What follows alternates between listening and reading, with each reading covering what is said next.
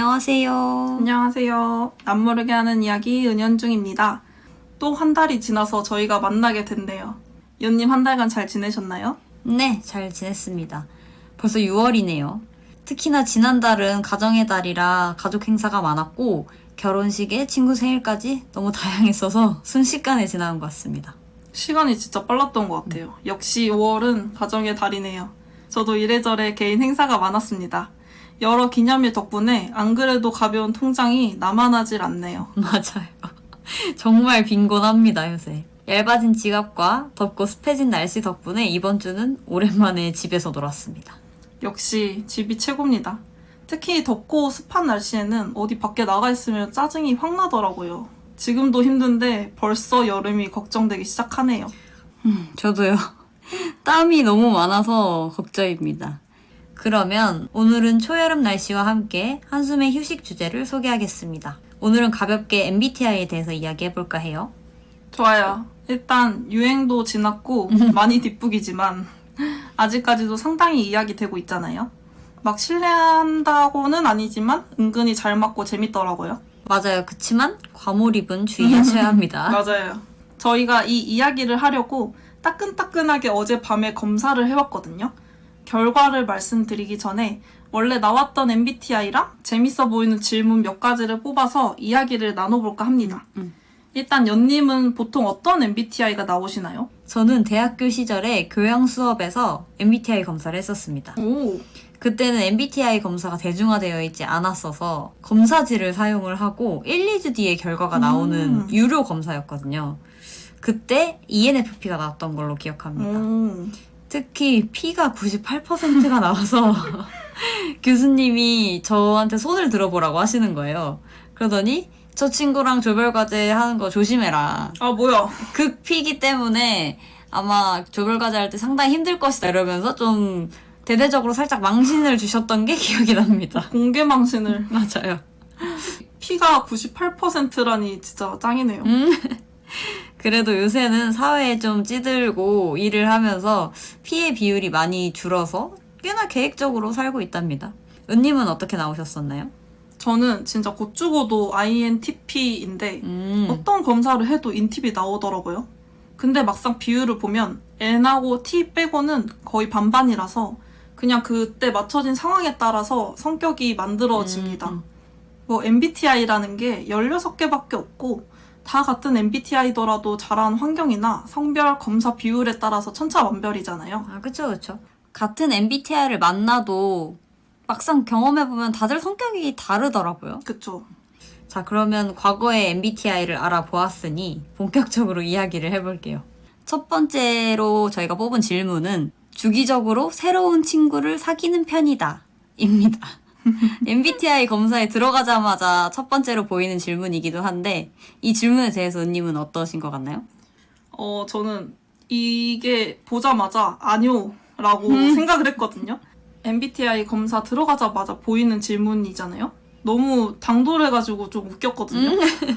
일단 인맥을 관리하는 걸 잘 못해서 늘리는 게 좀 부담스러워요. 지금 인맥도 사실 너무 많다고 생각하기 때문에 부담스럽고 낯도 좀 가리는 편이라서 새로운 친구를 좀 사귀고 싶진 않아요.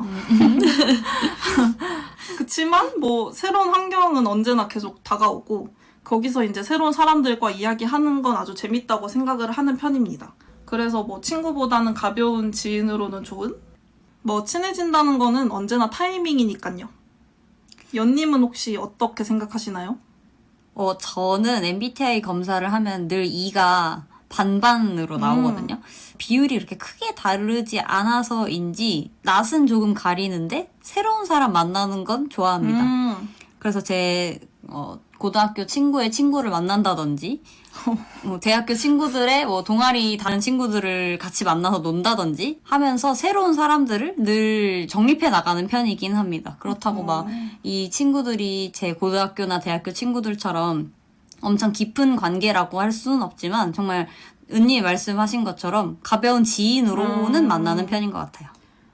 뭔가 저보다는 살짝 외향형이 있는 맞아요, 그런 맞아요. 느낌인 것 같아요. 사실 저는 인스타그램 팔로우를 늘리는 아, 걸 굉장히 좋아해서 인플루언서인가요? 아니 그런 건 하고 싶지 않지만 그냥 적당히 내 인스타그램을 같이 공유할 수 있는 사람들이 많아지는 걸 좋아하는 편이어가지고 살짝 목적성이 있습니다. 아, 어쨌든 내 팔로워들을 만들고 싶다. 맞습니다. 재밌네요. 그 다음 질문으로는 일반적으로 사실에 기반한 주장보다 감정적으로 공감 가는 내용이 더 설득력 있다고 느낀다인데요. 연님은 어떠신가요? 저는 이것도 정말 반반인 것 같아요. 뭐 일을 하거나 정확히 잘잘못을 따져야 할 때는 사실에 기반으로 판단하는 게 맞는 것 같거든요.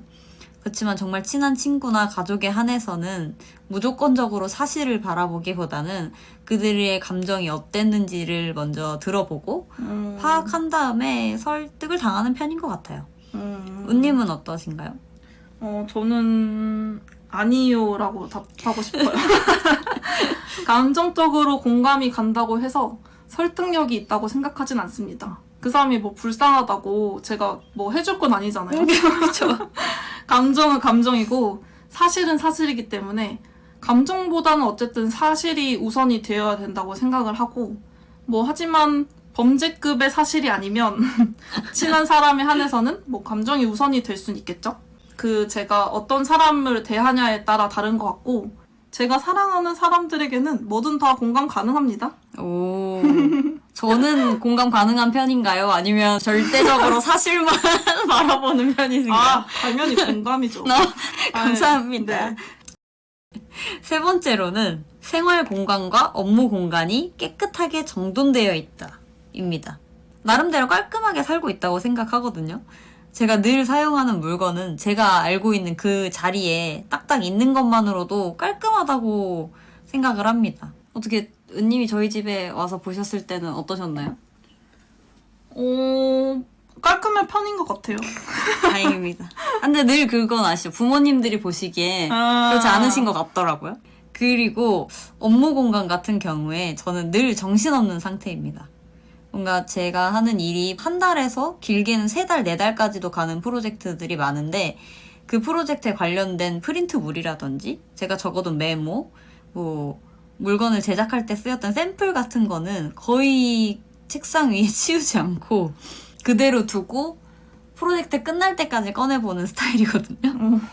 그래서 굉장히 지저분하고 정신이 없는데 동료들이 이제 제 책상을 볼 때마다 저 커피가 안 쏟아지는 게 정말 신기할 지경이다 라고 하긴 합니다. 그래도 프로젝트가 끝나고 나면 늘 한 번에 치우는 것 같아요. 은님은 어떠세요?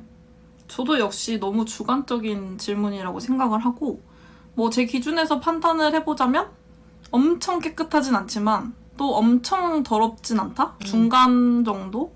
그냥 평범하게 살고 있습니다. 뭐 굳이 따지자면 그래도 깨끗한 편이라고 생각은 하는데 연님은 어떠신가요? 제 공간이? 전 은님의 공간에 와봤을 때 좀 크리티컬한 뭐 쓰레기, 머리카락 이런 건 사실 한 번도 본 적이 없거든요. 그래서 저는 은님의 집도 정말 깨끗한 편이라고 생각합니다. 맞아요. 그런 큰 쓰레기나 머리카락 같은 거는 맨날 치우기 때문에 깨끗합니다. 직장에서는 자리가 되게 깔끔하다는 소리도 들어본 적 있어요. 그리고 스스로 뭔가 더러워지는 걸 못 참는 것 같기도 하고 정리가 되어야 기분이 좋은 그런 느낌입니다. 하지만 뭐 강박적으로 진짜 뭐 머리카락 하나, 먼지 한 톨 이것까지는 아니지만 융통성을 좀 발휘하는 쪽이라고 생각을 합니다. 그 다음 질문으로 넘어가면 일정이나 목록 등 일을 체계화할 수 있는 도구를 사용하는 것을 좋아한다인데 좋아하냐고 물어봤으니까 좋아하진 않습니다. 좋아하냐고 물어봤으니. 네. 하지만 자주 사용하긴 합니다. 좋아하진 않아도 상황에 따라 필요한 순간들이 많으니까 써야 한다고 생각을 하고 제가 기억력이 좋은 편이 아니라서 무조건 체계화해서 메모를 해야지 할 일을 잊지 않고 처리할 수 있더라고요. 뭐 기한 같은 거라던가 오늘 꼭 해야 될 일정 이런 거는 꼭 적어 놓는 편이고 아마 이게 좋아하냐는 질문이 아니라 사용하냐라는 질문이었으면 그렇다고 답했을 것 같아요. 연님은 어떠신가요? 저도 선호하는 편은 아닙니다. 음. 저는 그냥 늘 노트에 당일 꼭 해야 하는 일에 대해서만 체크리스트로 적어놓는 편이었는데 약 3년간 일을 하면서 단순 체크리스트로 끝날 수 없는 일들이 많더라고요. 그래서 노트와 달력에는 늘 수기로 쓰고 있고 휴대폰으로는 노션이나 캘린더에 적어놓고 있습니다. 사실 휴대폰에 적어놓은 지도 얼마 안 됐어요. 그 일명 캘박이라고 하잖아요. 전 그게 무슨 뜻인지도 몰랐어요. 캘박을요? 네. 극강의 제이 친구를 만나서 자꾸 캘박이라고 이야기를 하길래 도대체 그게 뭐냐라고 물어봤더니 캘린더 박제라고 하더라고요. 그 말도 안 지 얼마 안 됐고 친구들의 약속을 캘박해놓은 것도 얼마 안 된 것 같아요. 캘박을 안지 얼마 안 됐다니. 그게 한 2, 3년 전부터 썼던 것 같아요. 조용. 다음 질문으로 급하게 넘어가 보자면 모르는 사람과 관계를 맺거나 남에게 나를 알리는 것은 매우 부담스럽다. 저는 모르는 사람과 이야기하는 것 자체는 괜찮거든요. 그러니까 제가 아까 말했던 것처럼 소문자 2예요. 대문자는 아니고 낯을 좀 가리는데 그래서 그런지 아예 모르는 사람이고 한 번 보고 말 사람이라면 전혀 낯을 가리지 않아요. 근데 오히려 오래 봐야 하는 뭐 직장 동료라든지 대학교 동기들 같은 경우는 초반에 굉장히 낯을 많이 가렸던 걸로 기억이 나요.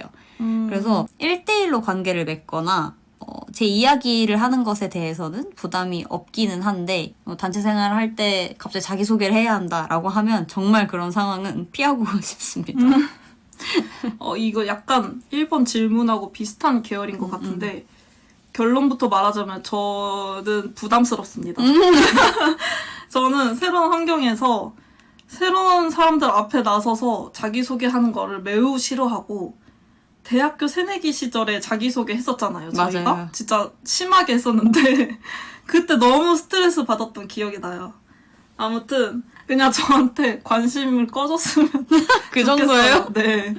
너무 부담스럽고 진짜 웃긴 게 제 친구들 같은 경우에는 단골집이 있으면 뭐 사장님과 인사를 하고 지낸다던가 뭐 다음에 가서 또 막 알아보고 이야기한다던가 한다는데 저는 아무리 막 여러 번 간 단골이어도 절대 아는 척 안 하고 절대 인사 안 하고 그냥 잘 먹었습니다 뭐 이 정도만 하는 편인 것 같아요.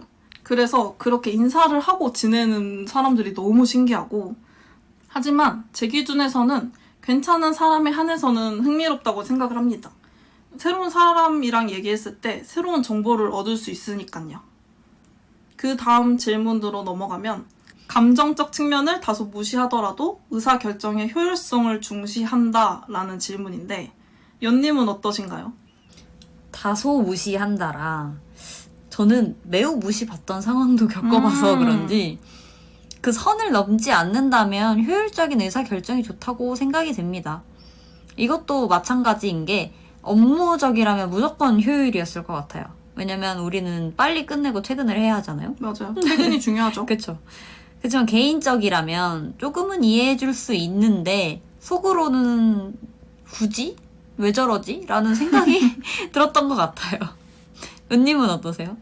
효율 정말 중요하죠. 감정적인 측면을 받아주면서 먼 길을 돌아가느니 약간은 그 감정에 대해서 눈을 좀 감고 효율을 따라가는 게 좋다고 생각합니다. 물론 사람 대 사람으로서의 서로 감정을 상하게 하면은 안 되지만 뭐 급박하게 의사를 결정해야 한다면 어쩔 수 없지 않을까요? 갑자기 빡치는 일이 생각이 많이 나는데 일단 여기까지 하겠습니다. 얼마나 화가 나는 일들이 많았으면. 갑자기 하나 일화가 생각나가지고. 진정하세요. 네, 알겠습니다. 그 다음 질문으로 한번 넘어가 볼까요?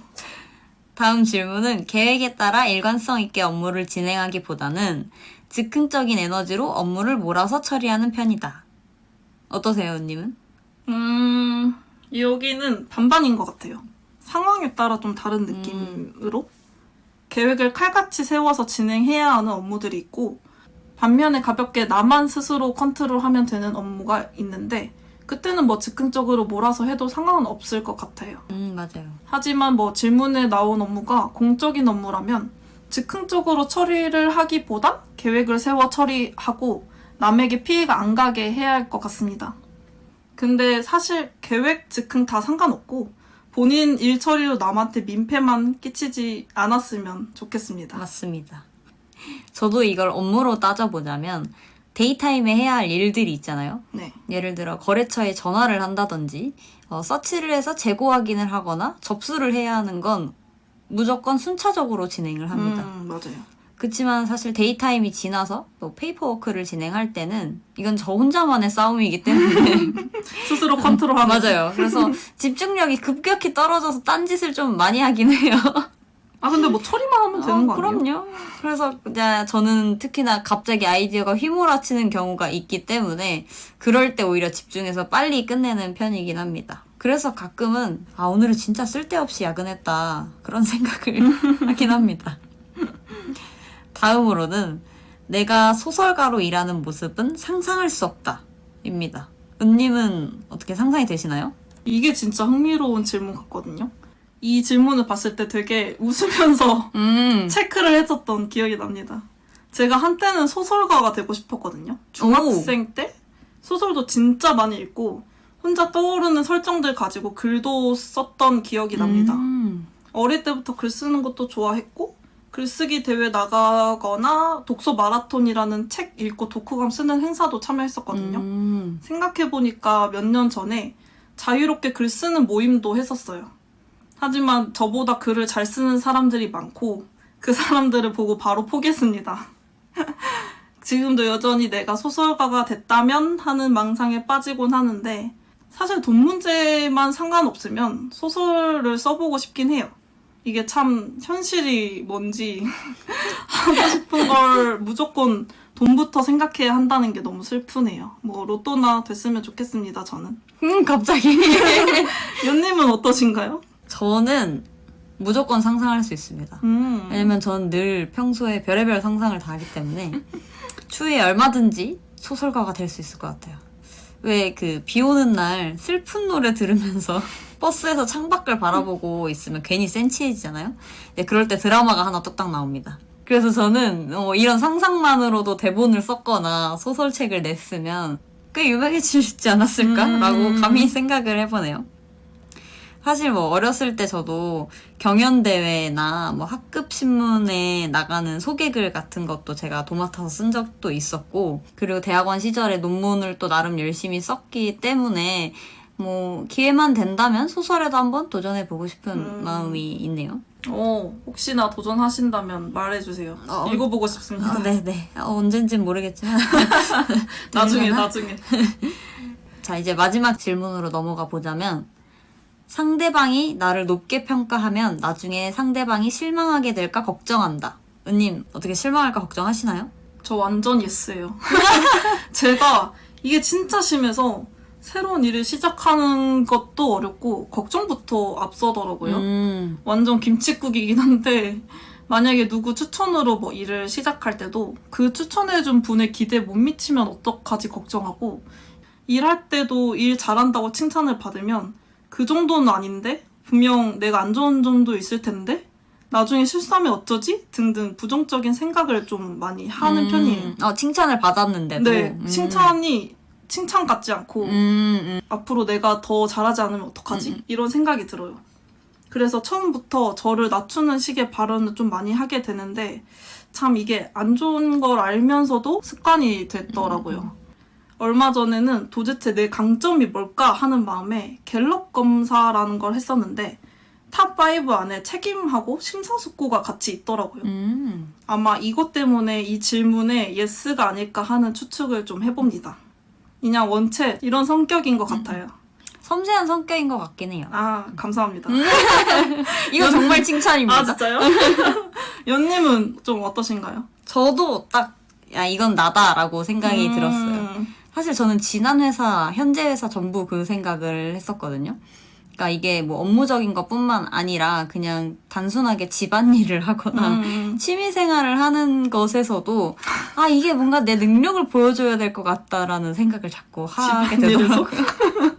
뭔가 그런 거 있잖아요. 약간 야물딱지게 집안일을 마무리해야 될 것 같고. 그렇구나. 뭔가 취미생활도 내가 정확하게 여기서 뭔가 하나 기깔나게 해줘야 될 것 같고 막 그런 생각이 드는 걸 깨닫게 되더라고요. 그러면서 좀 마음이 불편하고 힘들어서 많이 내려놓고 있긴 합니다. 뭐 그래도 여전히 걱정되는 건 저도 어쩔 수 없는 것 같습니다. 이렇게 총 9가지의 질문을 뽑아서 이야기를 나눠봤는데요. 이 질문만 봐도 각자의 MBTI가 예상이 됩니다. 은님은 최종적으로 어제 MBTI 결과는 어떻게 나왔나요? 저는 항상 인팁이 나와서 변하지 않거든요. 그래서 똑같을 줄 알았는데 왠지 인티제가 나온 거예요. 바뀐 게 처음이거든요. 근데 비율을 봤더니 P랑 J가 뭐 고만고만 해가지고 최근에 뭐 J 비율이 살짝 늘었나 봐요. 진짜 신기한데 연님은 어떻게 나왔나요? 저의 어제 결과는 ENTP입니다. 이제 세상을 살면서 T의 비율이 꽤 높아진 것 같아요. 그리고 P의 비율을 봤는데 대학 시절에는 98%나 나왔다면 이번엔 상당히 낮은 59%로 나왔습니다. 좀 많이 발전하지 않았습니까? 98%에서 59%까지 많이 발전하셨군요.